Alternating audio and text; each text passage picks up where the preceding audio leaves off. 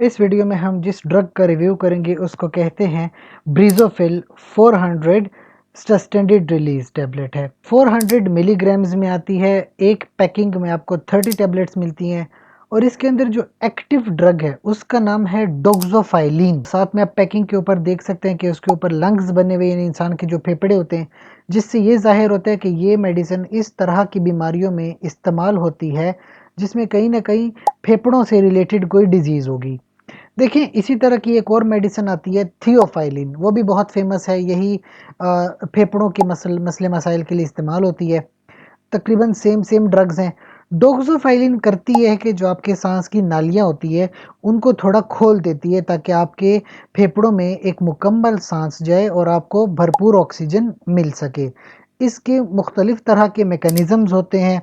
जिस तरह की कोई ब्रोंको कंस्ट्रिक्शन कहीं पे अगर हो गई है, वहाँ पे कुछ मॉलिक्यूल्स होते हैं जिनको थ्रोम्बोक्सेन के नाम से जाना जाता है। एक तो उसके मैकेनिज्म के थ्रू ये अटैक करती हैं।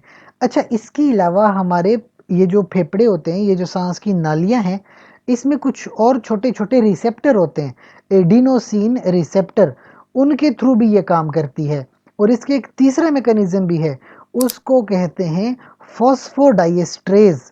ठीक है, तो फॉस्फोडाइएस्ट्रेज के थ्रू भी ये हमारे फेफड़ों के मसल्स को रिलैक्स करवा देता है।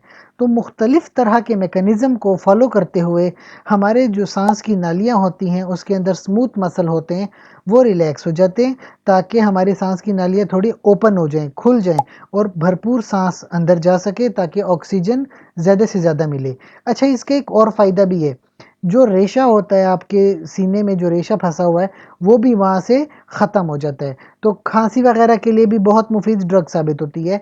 इसके अलावा जो हमारी मुख्तलिफ बीमारियां हैं, जिसमें एक बात करूंगा एस्थमा, जिसको दमे की बीमारी कहते हैं। तो एस्थमा में ये होता है कि हमारे जो फेफड़े होते हैं, सांस की नालियाँ होती है, वो थोड़ी सिकुड़ जाती हैं जिसकी वजह से हमें प्रॉपर सांस नहीं आ रहा होता। इसके अलावा इसी से मिलती जुलती एक और बीमारी COPD, chronic obstructive pulmonary disease, ये एक लंबे अरसे तक बीमारी चलती है जिसमें क्या होता है कि आपके सांस की नालियों में कहीं पे रुकावटें पैदा हो जाती हैं या आपकी जो सांस की नालियां हैं वो स्पास्टिक हो जाती हैं, यानी सिकुड़ जाती हैं, कॉन्ट्रैक्ट हो जाती हैं। तो उसको रिलैक्स करवाने के लिए फिर ब्रेजोफिल का इस्तेमाल होता है। वो भरपूर रिलैक्स हो जाती है और फिर आपको पूरा सांस आता है। तो इस तरह से ये मेडिसिन काम करती है। मार्केट में ये 400 मिलीग्राम में भी अवेलेबल है और 200 मिलीग्राम में भी अवेलेबल होती है। तो वो आपके ऊपर डिपेंड करता है, डॉक्टर आपको जिस तरह से प्रेस्क्राइब करता है उसके मुताबिक आप इस मेडिसिन का इस्तेमाल करते हैं। बाकी जो ज़रूरी है बात समझने के लिए, प्रेगनेंसी के दौरान कोई भी मेडिसिन खुद से इस्तेमाल नहीं करते हैं, क्योंकि अक्सर लोगों को प्रॉब्लम्स होती हैं प्रेगनेंसी के दौरान, मुख्तलिफ तरह के मसले मसाइल हो जाते हैं। तो उसमें फिर गायनाकोलॉजिस्ट से मशवरा करना चाहिए और जिस तरह गायनाकोलॉजिस्ट रिकमेंड करता है उसके मशवरे के मुताबिक आपको कोई मेडिसिन इस्तेमाल करनी चाहिए। इसके अलावा अगर आपको कोई सवाल पूछना हो ब्रीजोफिल के हवाले से तो कमेंट सेक्शन में पूछ सकते हैं। साथ ही गुजारिश है कि चैनल को लाइक करें, कमेंट करें, शेयर करें और सब्सक्राइब कर लें। शुक्रिया।